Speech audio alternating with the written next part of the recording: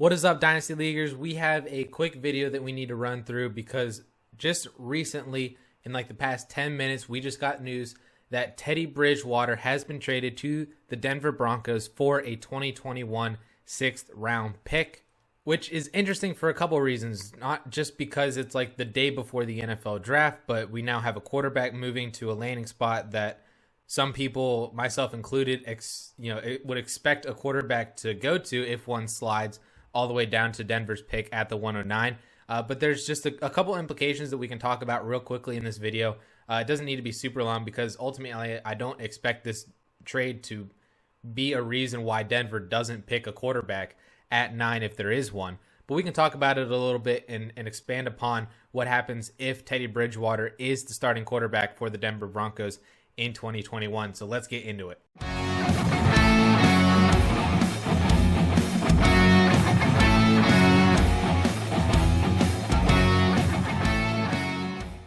So like I said at the top, Teddy Bridgewater has been traded away from the Carolina Panthers to the Denver Broncos in exchange for a 6th round pick.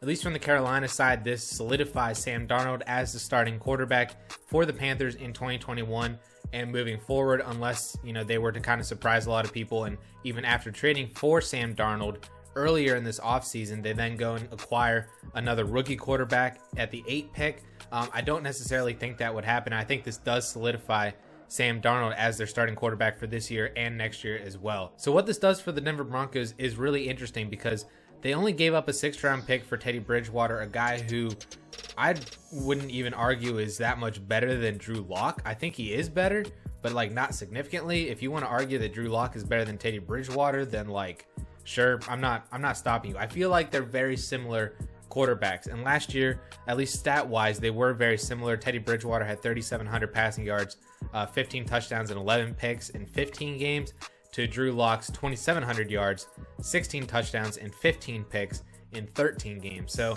they're very similar in terms of like actual touchdown output, interception and turnovers, and even not so much yards, but Teddy Bridgewater played 2 more games, so that kind of evened it out a little bit there.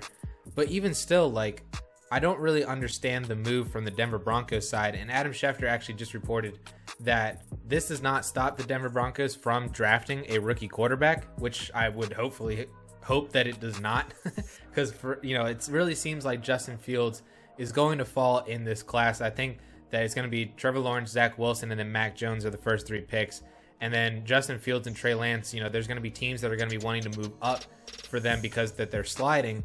Guys like the New England Patriots, Washington Football Team. I think if a team is there at 9 for the Denver Broncos, if a quarterback is there, I think that they go and they pull the trigger for that because if they miss out on a quarterback like that, I think that they're just really digging themselves into a really bad hole with going into 2021 with Drew Lock and Teddy Bridgewater. But we can talk a little bit at least about the implications if Teddy Bridgewater is the quarterback for the Denver Broncos in 2021, because we saw last year that he was actually able to support 3 top 25 wide receivers yearly. In Robbie Anderson, DJ Moore, and Curtis Samuel all finished between wide receiver 20 and wide receiver 25. They all averaged 14 PPR points per game. They all were pretty productive at different parts of the year or somewhat simultaneously throughout the entire 2020 season. So if you project that over to the Denver Broncos, you're talking about at least decent workload and opportunity for Courtland Sutton coming back from injury, for Jerry Jeudy. I think this is really good news for Jerry Jeudy because one of his biggest problems last year was like 70% or more of his passes and targets were actually deemed uncatchable. That was like he had one of the worst catchable pass rates and targets in the NFL among wide receivers last year. I think he was second to worst among all wide receivers with over 50 targets. So I think Teddy Bridgewater is more accurate than Drew Lock, and I think this would be better for Jerry Jeudy. And I think if you want to talk about the implications for Noah Fant, who, even though Carolina didn't really utilize the tight end last year, I think that's not Teddy Bridgewater. I think that's more the offensive system, at least in terms of they had other weapons to support and that they were able to throw to, and Ian Thomas is Ian Thomas. Noah Fant is Noah Fant, and you're going to give targets to Noah Fant. So I think between Courtland Sutton, Jerry Jeudy, and Noah Fant, I think this is at least like a net neutral, if not a little bit of a net positive, specifically in Jerry Jeudy's case. I think also that Melvin Gordon can kind of, get a little bit of solid target share as well out of the backfield, kind of like what Mike Davis did last year in a Christian McCaffrey kind of like role for the Carolina Panthers. I'm not saying that Melvin Gordon's going to be a Christian McCaffrey like opportunity and role, but seeing that volume and that target share out of the backfield could definitely boost Melvin Gordon's floor on a weekly basis if he is more the solidified RB1 and lead workhorse in that Denver Broncos offense with Philip Lindsay gone. So overall, I don't think this is actually like a terrible move for the Denver Broncos. I think that you're not really making any dynasty moves based off of this because the NFL draft is tomorrow. So don't really, go out too quickly and try to buy Drew Lock. I think don't go out and try to buy Bridgewater. If you want to go out and try to buy Jerry Jeudy, I think that would be a pretty solid move because ultimately I think Jerry Jeudy's price and value is only going to go up because his situation is only going to get better if it is Teddy Bridgewater or if it is a rookie quarterback coming in and starting for the Broncos, because like I said, that catchable pass thing is horrendous for Jerry Jeudy.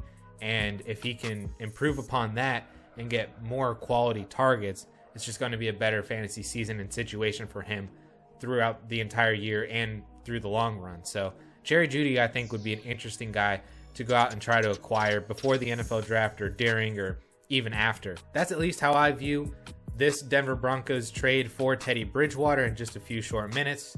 So with that all being said, guys, thank you all so much for tuning in. Enjoy the NFL draft tomorrow, Friday, and Saturday.